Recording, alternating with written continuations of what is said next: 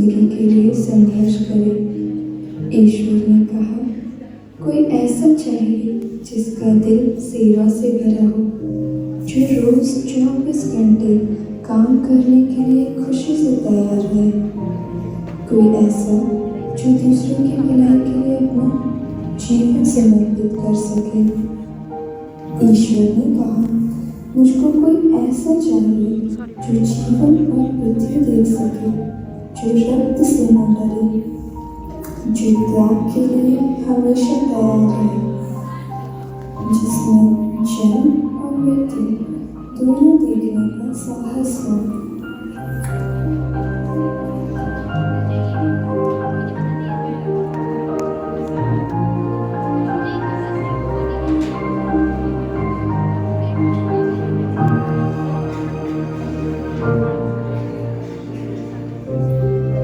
पहले के समय में लोग अस्पताल में जांच के लिए न जाकर अंधविश्वास और तांत्रिकों पर भरोसा करते थे, जिस कारण बहुतों ने अपनी जान गंवा दी और कुछ लोग गंभीर बीमारियों के शिकार हो गए।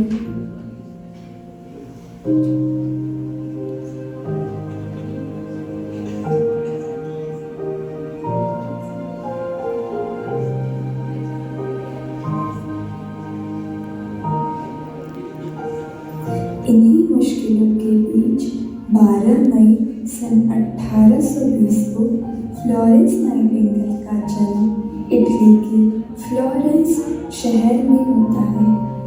उनका परिवार काफ़ी समृद्ध हुआ करता था और उनके माता पिता की ख्वाहिश थी कि वो एक प्रभावयुक्त महिला बने।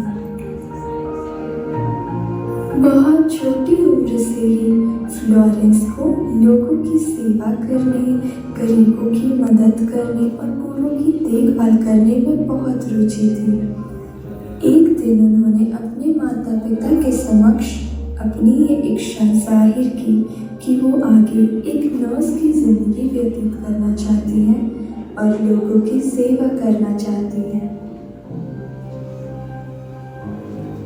लेकिन उस समय एक महिला के लिए एक नर्स बनना इतना आसान नहीं था, इसलिए उनके माता पिता ने उन्हें ऐसा करने से साफ इनकार कर दिया।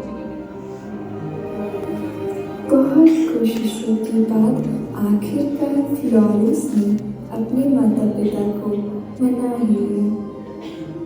सन 1844 में फ्लोरेंस का दाखिला लूथरन हॉस्पिटल जर्मनी में एक नर्सिंग छात्रा के रूप में हुआ। अपनी पढ़ाई पूरी करने के बाद फ्लोरेंस लंदन वापस लौट गई और यहीं से उन्होंने मिडिलसेक्स हॉस्पिटल लंदन से नर्सिंग करियर की शुरुआत की। वह अपने प्रोफेशन में अत्यधिक समर्पित और प्रभावशाली थे, जिसके कारण उन्हें 1 वर्ष के अंतराल में ही सुपरिटेंडेंट की पद पर प्रमोट कर दिया गया। इसी दौरान अक्टूबर सन 1853 में इंग्लैंड और रशिया के बीच क्रीमिया युद्ध छिड़ गया।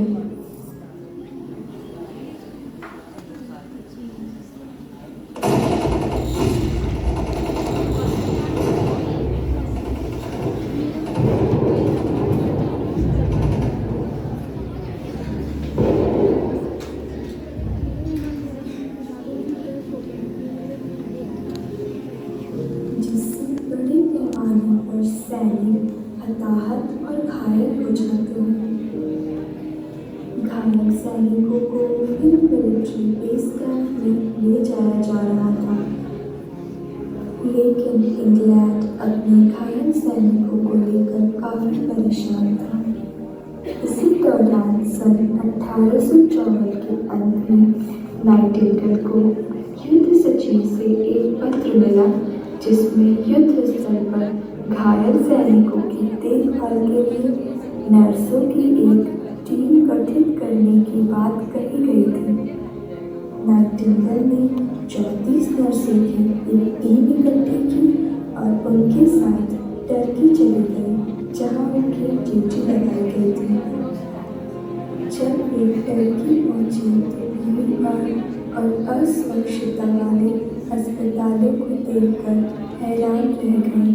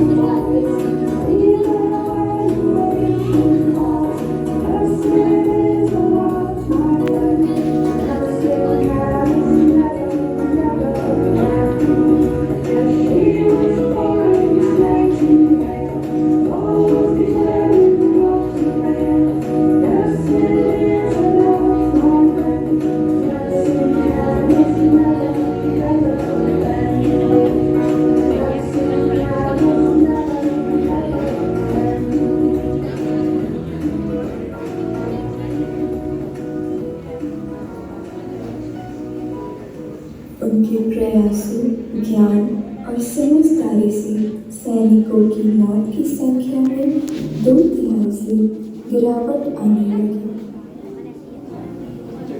जब वह लंदन वापस आए तो उनका भव्य स्वागत किया गया और रानी ने उन्हें एक उत्कीर्ण ब्रोच भेंट करते हुए उनके काम को पुरस्कृत किया, जिसे बाद में नाइटिंगेल ज्वेल कहा गया। इसी के साथ उन्हें नगद राशि भी मिली, जिसका उपयोग उन्होंने आगे के स्वास्थ्य कार्यों में करने का निर्णय लिया। सन 1860 में उन्होंने सेंट थॉमस हॉस्पिटल की स्थापना के लिए अपनी पुरस्कार राशि का उपयोग किया और यहीं पर उन्होंने नर्सों के लिए नाइटिंगेल ट्रेनिंग स्कूल के नाम से पहला नर्सिंग प्रशिक्षण स्कूल शुरू किया। इसके बाद नाइटिंगेल सार्वजनिक प्रशंसा की पात्र बन गई। युवा महिलाएं उनके जैसा बनने की ख्वाहिश रखने लगी और उच्च वर्ग के लोग भी ट्रेनिंग स्कूल में दाखिला लेने लगे। नाइटिंगेल की बदौलत नर्सिंग पेशे को अब उच्च वर्ग द्वारा तिरस्कृत नहीं किया गया, बल्कि इसे सम्मानजनक पेशे के रूप में देखा जाने लगा। निकली थी एक चिराग लेकर, चिराग बन जाऊंगी सोचा न था। शुरुआत तो बस एक मरहम से हुई, आज पिला से जुड़ जाऊंगी कई सांसों की, ये तो सोचा न था। ऊंचाई के शिखर पे पहुंची हूँ आज, हर जगह मेरी परछाई है। अब वक्त बदला है और यहाँ हर किसी को मेरी जरूरत समझ आती है। कई वर्ष पहले बस GNM में सीनियर थी मैं, अब दुनिया में बदलाव ला चुकी हूँ। अंग्रेजी को भी हासिल कर चुकी हूँ, नुस्खों से लोगों के जुड़ गई। पहले पर से आंखों में उजाला करती थी, आज दवा से भी दर्द को कम करना चाहती हूँ। मैं अंग्रेजी को भी हासिल करती हूँ, हिंदी और प्रैक्टिकल के मेल को समझती हूँ। रिसर्च में भी उपलब्धियाँ पा चुकी हूँ। सिर्फ इंजेक्शन टैबलेट तक ही नहीं, अब टेक्नोलॉजी को भी मैं समझती हूँ। आज कॉलेज भी अधूरे हैं मेरे बिना, क्योंकि आगे भी पीढ़ी के ज्ञान में भी सहयोग जो मैं दे रही हूँ। आज कहाँ से मैं नहीं मिली, nurse, professor, administrator, counsellor, researcher, माँ के दर्द और बच्चे की चिंचाहट से जुड़ी हूँ। मुझे मिडवाइफरी और पीडियाट्रिक नर्स कहते हैं। जहाँ एनाटॉमी और फिजियोलॉजी ECG की तारों से जुड़ी हूँ, मुझे मेडिकल सर्जिकल नर्स कहते हैं। जब किसी के इमोशंस और साइकोलॉजी से जुड़ती हूँ, मुझे मेंटल हेल्थ नर्स कहते हैं।